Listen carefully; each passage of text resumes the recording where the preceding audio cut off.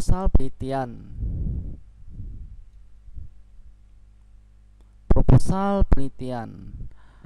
Kerangka proposal penelitian dari judul, kemudian ada bab pendahuluan, kemudian bab 2 tinjauan pustaka, dan bab 3 kerangka konsep, definisi operasional, dan hipotesis. Bab 4 itu ada metodologi penelitian, kemudian daftar pustaka dan lampiran. Bagaimana membuat judul penelitian? Judul penelitian itu menggambarkan seluruh variabel isi penelitian dengan kalimat sederhana dan tidak terlalu panjang, tidak menggunakan singkatan kecuali yang baku.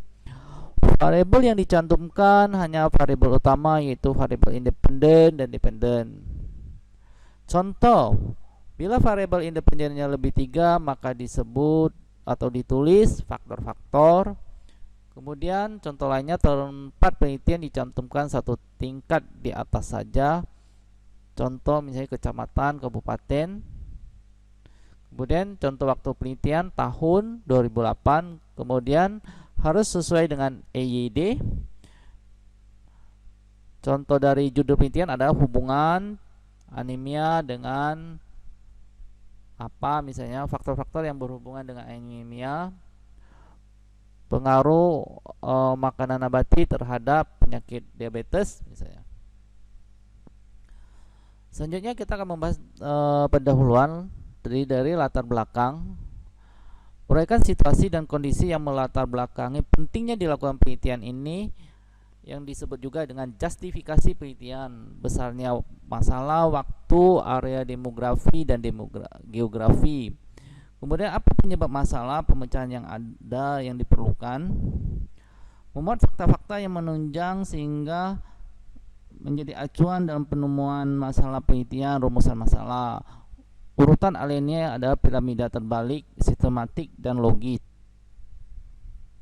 Jadi misalnya dari prevalensi dari dunia, kemudian Asia, kemudian Indonesia, kemudian daerah yang kita pilih misalnya provinsi DKI Jakarta.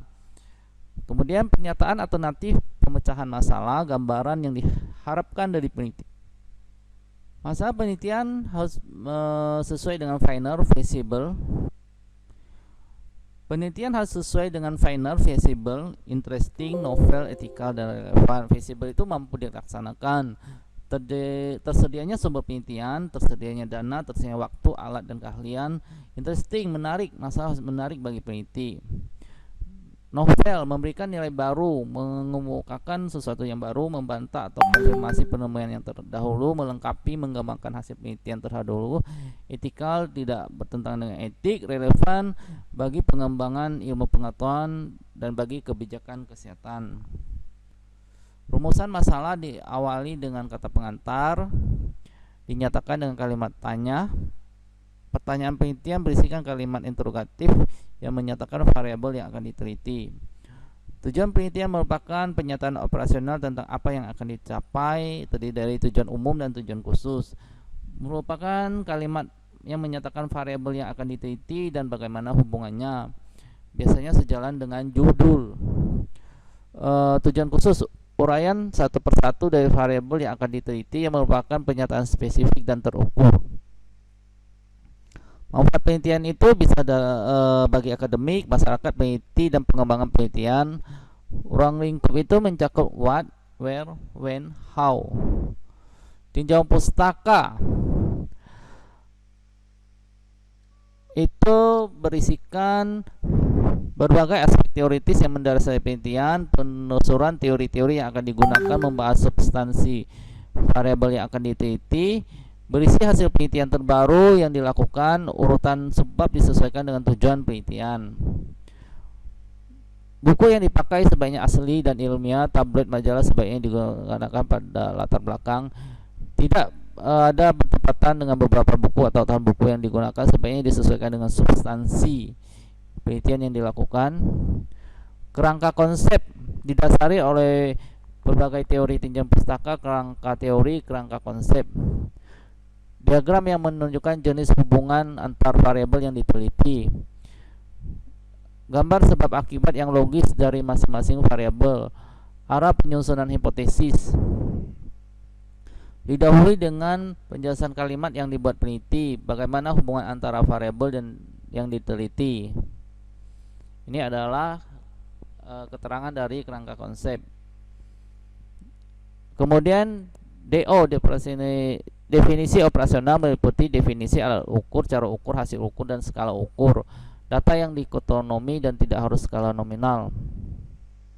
Ada referensi kategori perlu dicantumkan.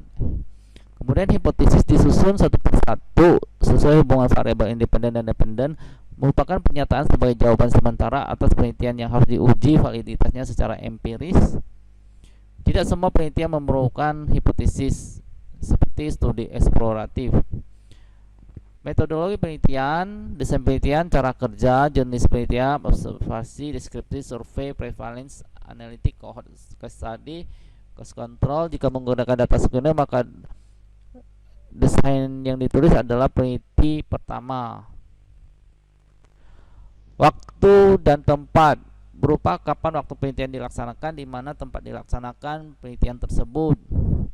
Populasi dan sampel, pengambilan sampel dicantumkan referensinya. Pengumpulan data terdiri dari metode, instrumen, dan pengumpul data. Pengolahan data, bagaimana pengolahan data, jenis analisis, rumus uji statistik beserta keterangan. Analisis dianjurkan sampai bivariat, bahkan sampai multivariat. Daftar pustaka konsisten memilih metode Harvard atau Vancouver. Kemudian kita perlu melampirkan instrumen kuesioner dan inform consent. Terima kasih, semoga bermanfaat.